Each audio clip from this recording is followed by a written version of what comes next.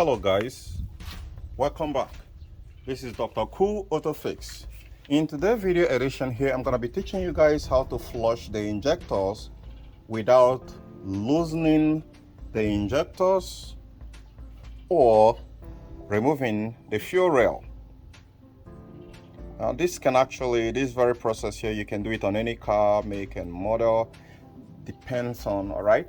There are two ways. Now one, I'm going to be showing you the step-by-step procedure on how to do this depending on your car engine configuration, be it V6 or 4 cylinders. And all what you need to get in order to get this done successfully. First, you need a carb cleaner, a choke cleaner. You're going to be needing a simple syringe. You're also going to be needing the straw that comes with the injector cleaner. You will need a glue. You will need something to lose the fuel line, depending on your car make and model. Then you will need a bunch of connectors. But if you don't have the connector, don't worry. I'm also going to show you another way to do this without using the connector. So if you have already popped your hood open and you're within the engine bay, then it means you're ready to rock and roll. Now let's go ahead and pop this cover off. As soon as you pop the cover off, the first thing you want to locate is the fuel rail. This is the fuel rail for this very Jetta FXI, right? Jetta 1.6 FSI. And so since this is the fuel rail, the second thing you want to do is to identify if yours is a no return line system. This is a single system, which means no return line system. It has only one pipe from the fuel tank coming in. So what that means is that the fuel pressure regulator is inside the fuel tank. I hope that is clearly understood. Now, if yours has a return line, it means the fuel pressure regulator is going to be at the end of this very fuel rail.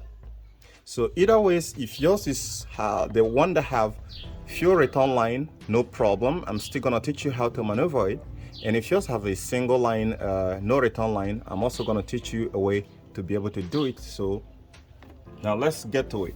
One last thing which I forgot to tell you that you need is a simple clip that's going to be like this. That clip is something which you're going to be needing to clip it. Now the first thing you want to do is allow your car to sit for like 3 hours, depend on your car make and model, so that the pressure within here can go down. But if suppose you don't want to sit down that long, there is a depressurizer here, not a plunger here, which you need to lose with your hand, depend on your car make and model, right?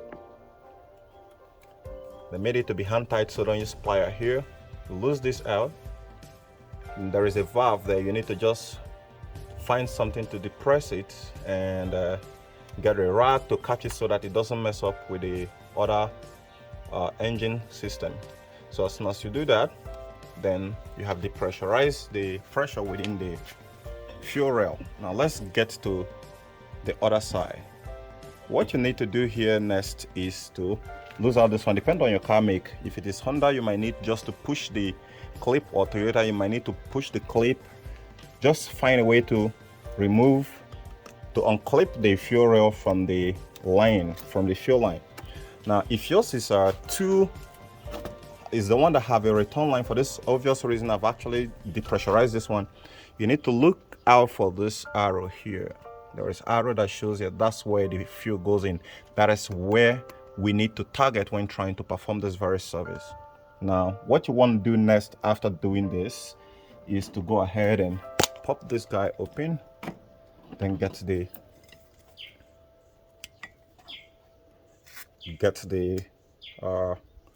straw into it.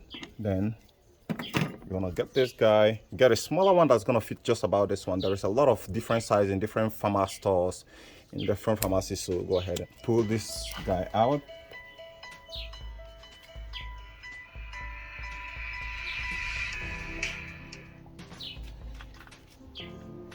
Okay, now so you need to pull this guy out. There are different sizes you can find in the pharmacy store. that can be able to fit in here, then all you need to do is to find the clip, the smaller clip, which can be able to tie it here without having any space or some sort of lapses around here, so that it doesn't leak out. Then as soon as you get that done, get the smaller one, you plunge in this one here, right? Now this point, this is where you're going to be using the super glue. Most often times it's better, the best practice is to apply the super glue here first, allow it to be wet, then insert it here, then allow it to dry. Once it's dried up, then you are good to go. Now the next thing you want to do here is to find the injector wiring harness, right? Let me get this camera closer a little bit. We're still gonna shift back. Now you got these wires, then the connector, you want to pull it out, and when you pull it out, you want to get a connector, which I said like this, and connect it in in parallel. All right, when you connect this one here, there are two pins that are there. Let me show you from one here, which I've removed, although you don't need to remove yours. From the injector 1 or injector 4, right, link this pin to the second pin of the other injectors, loop them the same way, loop this one the same way. Now at the end, you're going to be having just only two here, so which means if you have all the connectors, you need to just connect this one to this, the other one, loop them. As soon as you loop them, you're left with two. Now as soon as you're ready, loop them, you remove these two wires, then you're going to connect it to a battery. But before connecting it to battery, just route one to the negative terminal or the positive terminal and leave one when you're ready. So when I mean when you're ready is, you need to get this guy here, like I said previously, right? Then you tight this well enough on the fuel rail so that it doesn't get out when you started pressurizing here by depressing this very can here, the carburetor cleaner, right? Now with the wires in place, looped, connected to the battery. As soon as you connect it to the battery, connect the second wire to the battery of the connectors, then go ahead and press here. You're gonna press this multiple times. Maybe you get like half of these. Probably there are something which is actually not probably something that's gonna happen there is that it's gonna cleanse the injectors into the fuel system. Even if you have a V6, this is all gonna be the same so long as you locate the common fuel rail inlet, the pipe that actually sends fuel to the different fuel rails and injectors. As soon as you do that, the oil injectors, you energize them, the oil injectors is going to open and you're going to flush them.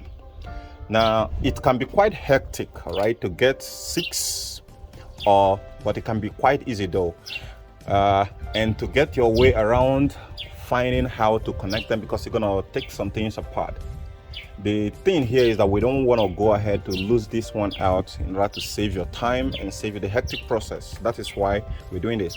Now on the other side, if you don't have these connectors, there is a way out. The second way out which you're going to be using is, you still need this very guy here, this setup which I've set up like this here. Once you have this tied up, all you need to do is, we're going to be using the system wiring to perform the powering, the energizing the injectors. And what that means is you don't need to disconnect any of these injectors. Instead, once you've connected it, go ahead and pressurize it by pumping it like this. It shouldn't leak out of here. If it's leaking out, it means you didn't do it well. Then while you press it here, if yours have a return line, you need to block the return line. I forgot to tell you that you need to do this in every car so that you don't want this carb cleaner to start going back into your tank, right? So that is why we need it to be just where it is. But there is nothing too bad that's actually going to happen. It's not going to destroy anything if it goes back into your fuel tank, so don't worry. Now what you need to do next is, as soon as you set it up, let someone go ahead and crank the car like you want to start the car, right? But at that point, before you do that, you want to get over here.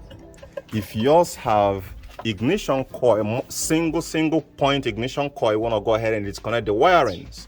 And if you have a multiple coil like this one here that have single outlets, just go ahead and disconnect the wiring so that the engine will not ignite this guy, because it will definitely ignite it, all right, when you started cranking the engine.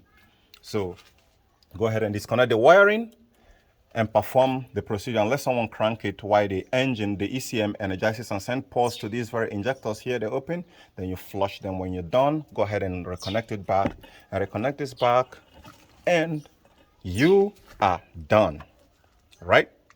So guys, I'll see you guys on the next one. Bye for now.